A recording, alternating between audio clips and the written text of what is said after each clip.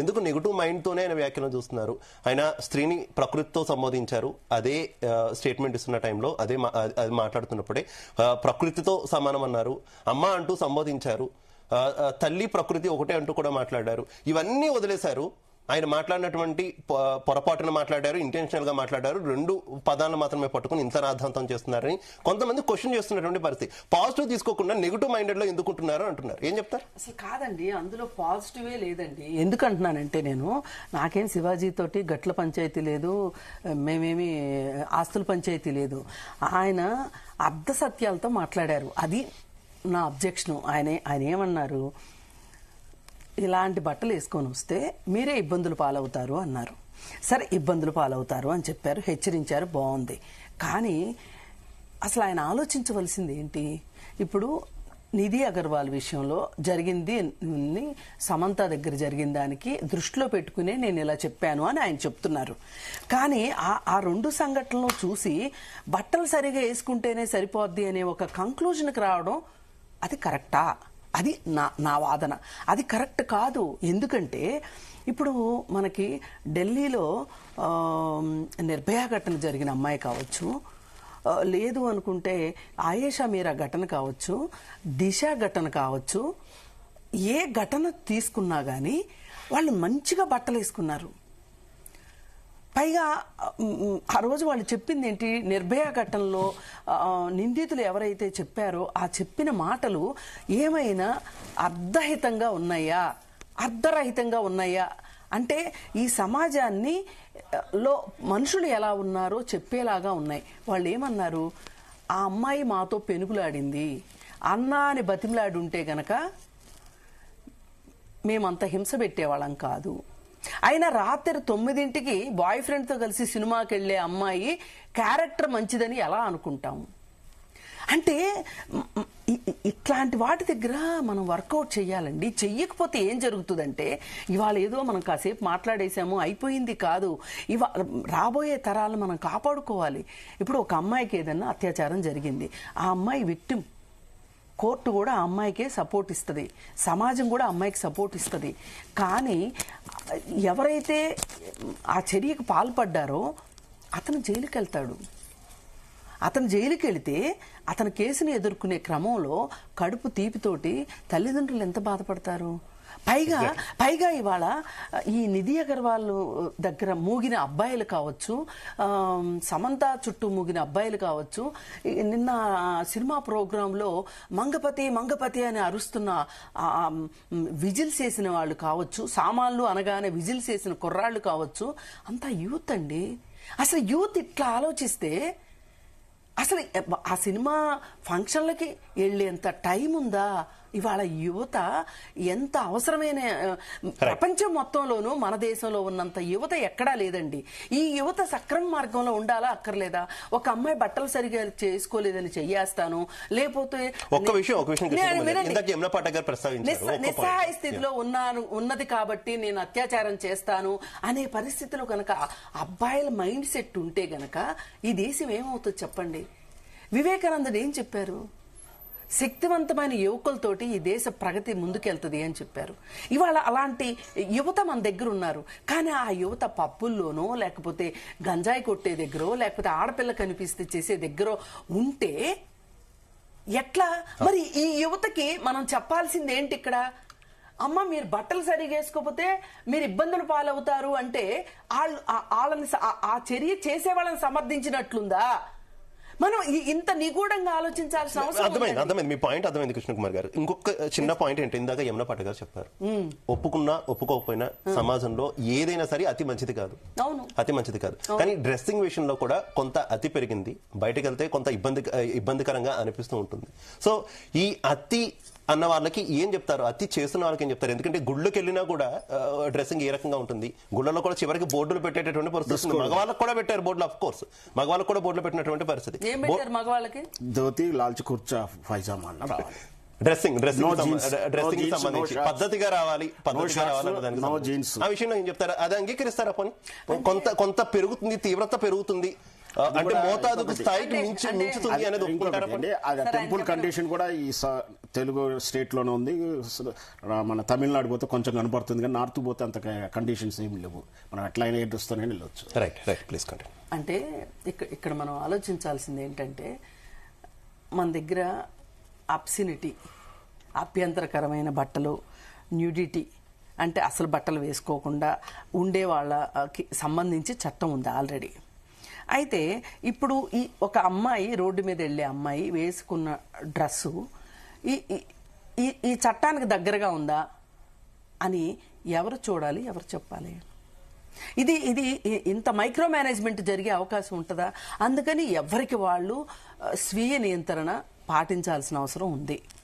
అమ్మాయిలైనా బట్టలు సరిగా వేసుకోవాలి. నేనే వేసుకోక్కర్లేదని మై బాడీ మై రైట్ అనేది ఎక్కడొస్తుంది అంటే, ఇందాక ఆ మేడం చెప్పారు 30 సెకండ్స్ చూస్తే ఆమెకు అభ్యంతరం అయితే గనక అది అబ్జెక్షనబుల్లే, అది చట్టం రీత్యా.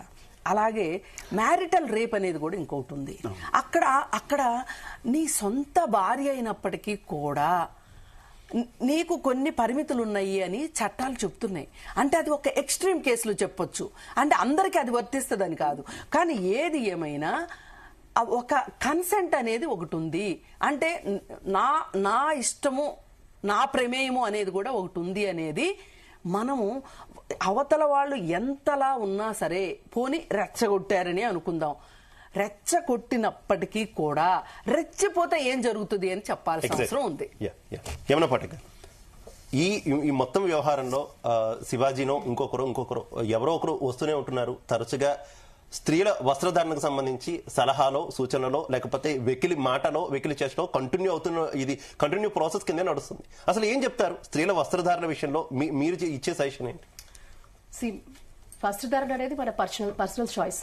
కానీ పర్సనల్ చాయిస్ సోషల్ అంటే ఒక సోషల్ ఫ్యాబ్రిక్ ని దెబ్బతీసే విధంగా మాత్రం ఉండకూడదు ఖచ్చితంగా. అంటే మీరు చీర కట్టుకుంటేనే ఇలా ఉంటారా అంటే నేను అలా చెప్పలేదు. బట్ వాట్ ఎవర్ డ్రెస్సింగ్, మీరు ఏ డ్రెస్సింగ్ వేసుకున్నా కూడా అబ్జెక్షనబుల్ గా, అంటే సోషల్ నార్మ్స్ అనేది ఇక్కడ కాదు, విదేశాల్లో కూడా ఉంది. మళ్ళీ చెప్తున్నాను, నిన్న కూడా చెప్పాను అదే. సోషల్ నార్మ్స్ అనేది కేవలం భారతదేశానికే కాదు, ప్రపంచవ్యాప్తంగా కూడా మీరు బట్టలు ఇప్పుకొని తిరుగుతారు, లేకపోతే సెమీ న్యూడిటీగా నేను ఉంటాను, అబ్సిడిటీ ప్రమోట్ చేస్తానంటే అక్కడ కూడా న్యూసెన్స్ కేసు లోపలేస్తారు. ఎవరు చేసినా, ఇక్కడే కాదు ఈ దేశానికే కాదు, ప్రపంచవ్యాప్తంగా ఎవరు చేసినా లాస్ స్ట్రిక్ట్ గా ఎన్ఫోర్స్ చేసే వాళ్ళంతా కూడా చేస్తారు. అండ్ అక్కడ అమలు పరుస్తారు, శిక్షారులే వాళ్ళు. So you have to understand that. అయినా ఒకళ్ళ చేత చెప్పించుకునే పరిస్థితి ఏంటి? మీ 4 గోళ్ల మధ్యన లేకపోతే మీ ప్రైవేట్ స్పేస్ లో మీరు ఎలా ఉన్నా ఎవరు మాట్లాడరు.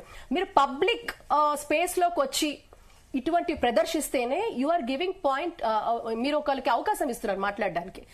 సో మీరు ఈ రోజు ఇంతకు ముందు కంటే కూడా సోషల్ మీడియా మాధ్యమాలు ఎక్కువైపోయినాయి. People can criticise, people can talk, plus or minus రెండూ ఉన్నాయి. ఇక్కడ ఏంటంటే శివాజీ గారి కామెంట్స్ ఒకటి, అబ్జెక్షనబుల్ వర్డ్స్ పక్కన పెడితే ఆయనకి నిజంగా కన్సర్న్ ఉంది ఆడవాళ్ళ పట్ల, చాలా సంతోషం. కానీ వారు ముందు ప్రక్షాళన చేయాల్సింది సినీ పరిశ్రమ నుంచి. మరోసారి శివాజీ గారి వ్యాఖ్యల దగ్గరికి వస్తే ఆయన కొంత జస్టిఫై చేసుకునే ప్రయత్నం చేస్తున్నారు. దానికి ఉదాహరణ చెప్తుంది. నేను శివాజీ గారిని తప్పు పట్టడం లేదు, ఎక్సెప్ట్ ఆ డెరగేటరీ లాంగ్వేజ్. వినండి, డెరగేటరీ లాంగ్వేజ్ ని అబ్జెక్ట్ చేస్తున్నాను. కానీ శివాజీ గారు మర్చిపోయింది ఏంటంటే అసలు ప్రక్షాళన జరగాల్సిందే సినీ పరిశ్రమ నుంచి. ఇప్పుడు నేను ఒక అమ్మాయో ఒక అబ్బాయి అండి, నేను మామూలుగా కూడా చెప్తున్నాను, సైకలాజికల్ పాయింట్ ఆఫ్ వ్యూలో మనం విజువల్ గా చూసేదానికి మనం ఆకట్టుకుంటాం. వాళ్ళంతా సోషల్ ఇన్ఫ్లుయెన్సర్స్, నాకు నచ్చిన హీరోయిన్, నాకు నచ్చిన హీరో ఎలా చేస్తే నేను అలా ఉంటానని చాలా మంది యువత ప్రభావితం అవుతారు. యువత మర్చిపోండి, పిల్లలు ప్రభావితం అవుతారు. ఇప్పుడు పుష్ప లాంటి సినిమాలు తీసుకుంటే స్కూల్లో పిల్లలంతా కూడా పుష్ప చేస్తా ఉంటే టీచర్స్ కొట్టిన పరిస్థితి. సో ఇప్పుడు ఏమంటున్నానంటే ఇది మీరు గుర్తు పెట్టుకోవాల్సిందే. సో అక్కడ ఉన్న వాళ్ళు సోషల్ ఇన్ఫ్లుయెన్సర్స్, వాళ్ళు నా క్వశ్చన్ ఏంటంటే యమున పాఠక్ గారు, నా క్వశ్చన్ ఏంటంటే ఆయన కొంత జస్టిఫై చేసుకునే ప్రయత్నం చేశారు. దానికి ఉదాహరణగా నిధి అగర్వాల్ వ్యవహారాన్ని శివాజీ గారు ఇచ్చిన స్టేట్మెంట్ ని అలాగే కట్టుబడి ఉండి వారు ముందు ప్రక్షాళన, ఇటువంటి అబ్జెక్షనబుల్ మాటలు గాని, పాటలు గాని, ఆడవాళ్ళని అవమానపరిచే లిరిక్స్ కానీ, డైలాగ్స్ కానీ, వేషభాషలు కానీ సినీ పరిశ్రమ నుంచి ప్రక్షాళన స్టార్ట్ అవ్వాలి. సినీ పరిశ్రమలో అవ్వాలి, సోషల్ మీడియా మాధ్యమాల్లో అవ్వాలి, ఓటీటీలో అవ్వాలి, మనకు వచ్చే సీరియల్స్ లో అవ్వాలి. Women is been degraded in many forms. మాటల ద్వారా, చేతల ద్వారా విలనిజం ప్రమోట్ చేస్తున్నారు. ఆడవాళ్ళని విలన్స్ గా చూపిస్తున్నారు. ఆడవాళ్ళని అంటే ఎన్నో కోణాల్లో మనం ఈ రోజు ఒక సింగిల్ లైన్ లో మనం దీన్ని వినండి, ఇక్కడ ప్రక్షాళన వారు మంచి పాయింట్ లేవనెత్తారు. ఈ రోజు ఇంత చర్చ జరుగుతోంది. చర్చ జరుగుతోంది, చర్చ జరగాలి. ఆ ప్లాట్ఫామ్ ఏదైతే వారు రేస్ చేశారో ఆ ప్లాట్ఫామ్ నుంచి మొదట జరగాలి ప్రక్షాళన, అక్కడే జరగాలి ప్రక్షాళన, అక్కడ నుంచి స్టార్ట్ అవ్వాలి. అండ్ అఫ్ కోర్స్ మనం ఎప్పుడు చెప్తున్నట్టుగానే కుటుంబ క్షేత్రాల్లో అమ్మాయి అయినా అబ్బాయి అయినా నడవడిక, ఆలోచన, చూసే విధానము, ప్రవర్తించే విధానము అమ్మాయికి ఎంత చెప్తున్నారో అబ్బాయికి కూడా అంతే చెప్పండి. అందుకే ఈ రోజు అలాంటి మాబ్ బిహేవియర్ మనం చూస్తా ఉన్నాం. సమంత పట్ల కావచ్చు, నిధి అగర్వాల్ పట్ల కావచ్చు, ఒక మాబ్ బిహేవియర్, ఒక పైశాచిక బిహేవియర్. ఏమిటంత అవసరం వాళ్ళకి అలా మీద పడిపోయి అంత చండాలంగా బిహేవ్ చేసి? అంటే వాళ్ళు ఎలాంటి పెంపకంలో పెరుగుతున్నారు, వాళ్ళు సిగ్గుపడాలి. వాళ్ళు నిజంగా కూడా అలా వాళ్ళతో ప్రవర్తించిన మగపిల్లల తల్లిదండ్రులు సిగ్గుపడాలి. ఎందుకు అలా వాళ్ళ పిల్లలు అలా ప్రవర్తించారు? కానీ యమునా పడగ నా క్వశ్చన్ అక్కడే వస్తుంది. ఇప్పుడు సమంత అనో నిధి అగర్వాల్ అనో కాదు కదా, ఒక హీరో వచ్చినా కూడా జనం అట్లానే వస్తున్నారు.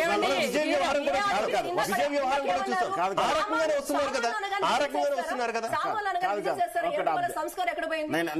నిధి అగర్వాల్ విషయంలో ఆ వస్త్రాలు ఆమె ఒంటి మీద ఉండదు, డ్రెస్సులు లాగారు, వేరే హీరోల మీద లాగలేదు, లాగినే ఉన్నాయో తెలియదు నాకు. బాలకృష్ణ లాంటి వాళ్ళు అయితే చేసుకున్న పరిస్థితి ఉంది కదా, అది వేరు. ఆయనకు అడ్డం వచ్చిన వాళ్ళను ఏదో ఇబ్బంది ఉన్నప్పుడు ఇంకొకటి కూడా చెప్తాను.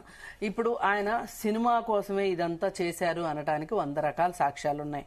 ఒకటి సినిమా ప్రమోషన్ కోసం అని ఆయన పర్సనల్ ప్రమోషన్, సినిమా ప్రమోషన్ గా పర్సనల్ ప్రమోషన్. ఈ మధ్య కాలంలో మొత్తం మీడియా అంతా వచ్చింది. నిహారికనే తనే సోషల్ మీడియాలో అప్లోడ్ చేసింది.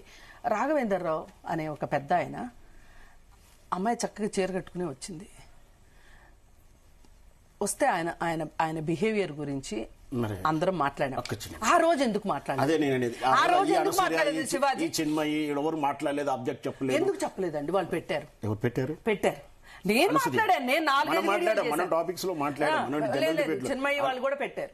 చిన్మయి పెట్టింది. అనసూయ ఎప్పుడు రాలేదండి. అనసూయ ఈ టాపిక్ లోనే వచ్చింది తప్పితే చిన్మయ ఇప్పుడే కాదు. స్త్రీ బొంబాయి నటి కూడా ట్రోల్ చేసినప్పుడు కూడా ఆమె మద్దతు ఇచ్చింది. ఆమె బొంబాయి నటి అది ఇంట్లో కిచెన్ లో వస్తువు చేస్తున్నప్పుడు, అది ప్రిపేర్ చేస్తున్నప్పుడు ఆమె బాడీ గురించి బ్యాడ్గా పెడితే వాళ్ళందరూ తిట్టినప్పుడు ఆ ట్రోలింగ్ ఆ టాపిక్ మీద కూడా అనసూయ గారికి మద్దతు ఇచ్చాను. ట్రోలింగ్ చేయడం కానీ, బాడీ షేమింగ్ చేయడం కానీ అబ్జెక్టబుల్ లేదు. ఖచ్చితంగా చట్టం ద్వారా శిక్షించేదే కాదు, నైతికంగా మోరల్ బ్యాక్ ఎథికల్ గా ఒక మనిషిగా ఒక్క విషయం మీరు అనసూయ గారి గురించి తీసుకొచ్చారు కాబట్టి ఒక్కసారి గత వివాదాల గురించి మనం చూసుకుంటే ఆవిడ్ని విపరీతమైనటువంటి ట్రోలింగ్, ఆమె ఏం మాట్లాడినా ఏం చేసినా, హస్బెండ్ తో బయటకు వెళ్ళినా ఇంకొకటైనా చివరికి ఆంటీ అంటూ ఈవెన్ ఆమె ఈవెంట్స్ లో ఉన్నా కూడా వెకిలి చేష్టలు వేస్తున్నటువంటి పరిస్థితి. ఇక్కడ తప్పెవరిది ఈ వ్యవహారంలో? ఎందుకు అనవసరంగా ఆమెని బాడీ షేమ్ చేస్తున్నావు, ఏజ్ ఫ్యాక్టర్ తీసుకొస్తున్నావు? ఇదంతా కరెక్ట్ కాదు కదా. ఇప్పుడు సంస్కారం ఎవరికి నేర్పించారు? నేను చెప్తానంటే ఆ బాడీ షేమ్ చేయడం చాలా తప్పు. అది ఎవరు చేసిన ట్రోలింగ్ చేసిన సోషల్ మీడియా. కానీ అదే అనసూయ గారు పార్టిసిపేట్ చేస్తున్న షోలో బాడీ షేమ్ తో విపరీతమైన జోకులు పేలుతా ఉంటాయి. ఆమె ఎంజాయ్ చేస్తా ఉంటది, షో కంప్లీట్ చేస్తుంది. మరి ఆ బాడీ షేమ్ చేసినప్పుడు అది కూడా అబ్జెక్ట్ చెప్పాలి కదా. ఎన్నోసార్లు అది షో అండి, లైట్ గా తీసుకోవాలండి, లేదా స్పోర్టివ్ గా తీసుకోవాలి. ఎవరికైనా అబ్జెక్షన్స్ ఎప్పుడు వస్తాయి, ఎప్పుడు విమర్శలు వస్తాయి? వాళ్ళు ప్రాపర్ గా ఉన్నప్పుడు ఎవరు మాట్లాడరు. బట్ మీరు ఆస్కారం ఇస్తున్నారు మాట్లాడడానికి. ఒక మాబ్ బిహేవియర్ కి మీరే అవకాశం ఇస్తున్నారు, ఎస్కలేట్ చేస్తున్నారు. సో మనం ఎలా వ్యవహరిస్తున్నాం, ఇన్ స్పైట్ ఆఫ్ ఇట్ వచ్చింది అంటే దట్ కెన్ బి టాకిల్డ్. ఆమె పర్సనల్ గురించి కావాల్సిన ఫోటోలు సోషల్ మీడియా పెట్టేస్తుంది. పెట్టాయి కానీ దాన్ని ఏలో చేసి అవి చేసి ఏవో ఒకటండి. ఇప్పుడు చేస్తున్నారు. ఇప్పుడు తర్వాత శివాజీ ఒక పాయింట్ యాడ్ చేస్తున్నారు కృష్ణ కుమార్ గారు. చెప్పండి. ప్రోవోక్ చేయొద్దు. శివాజీ గారు మాట్లాడుతూ కూడా అదే చెప్తున్నారు. డ్రెస్సింగ్ తో ప్రోవోక్ చేయొద్దు. ప్రోవోక్ చేస్తున్నారు. పదే ప్రోవోక్ చేయడం వల్లే ఎక్కువ అనర్థాలు జరుగుతున్నాయి. Provoking care of address cinema చాలా సినిమాలు అలాగే ప్రొవోకేటివ్ గా ఉన్నాయి, లేవంటారా? అసలు కాదండి. ఇక్కడ ఇప్పుడు మోస్ట్ ఆఫ్ ద ఫిల్మ్స్ మనం కాసేపు ఒక్క నిమిషం సినిమా నిన్ను బయట కొంచెం విడివిడిగా చూద్దాం ఒక్క నిమిషం. ఇప్పుడు ఈరోజు మంగపతి క్యారెక్టర్ గురించి మనం ఇలా డిస్కషన్స్ పెట్టి మాట్లాడాల. ఎందుకు? అది సినిమా కాబట్టి. కానీ ఈ సినిమా ఫంక్షన్ అనేది బయట జరిగింది, ఆన్ స్క్రీన్ జరగల, ఆఫ్ స్క్రీన్ జరిగింది. అలాగే చలపతిరావు విషయంలో కూడా ఆయన ఆ డైలాగ్ సినిమాలో ఉండి అనుకోండి, మేము అంత రియాక్ట్ అయ్యి ఉండేవాళ్ళం కాదు. ఎన్ని డైలాగులని మారుస్తాము? గొంగట్లో తింటా ఎంట్రుకలు ఏరుకోలేం కదా. కానీ ఆయన ఆఫ్ స్క్రీన్ మాట్లాడారు కాబట్టి ఆయన గురించి కూడా మాట్లాడాం. మనం ఇది ఆఫ్ స్క్రీన్ ఆన్ స్క్రీన్ అనే విషయాన్ని కూడా కొంచెం గమనించాలి. అంటే ఆన్ స్క్రీన్ వల్ల నష్టం ఉండదా అని కాదు, కాకపోతే దాని గురించి మాట్లాడడానికి మాకు కొన్ని లిమిటేషన్స్ ఉంటాయి. ఇప్పుడు సినిమాలు బాగలేదు అని చెప్పి నిచ్చెనలు వేసుకొని పోస్టర్లు చింపేసి తారుబూసి పేడబూసిన చరిత్ర ఉంది, మాకు చేశాము. ఇప్పుడు అప్పుడు చేస్తే కొంచెం ఆగుతారన్న నమ్మకం ఉండేది.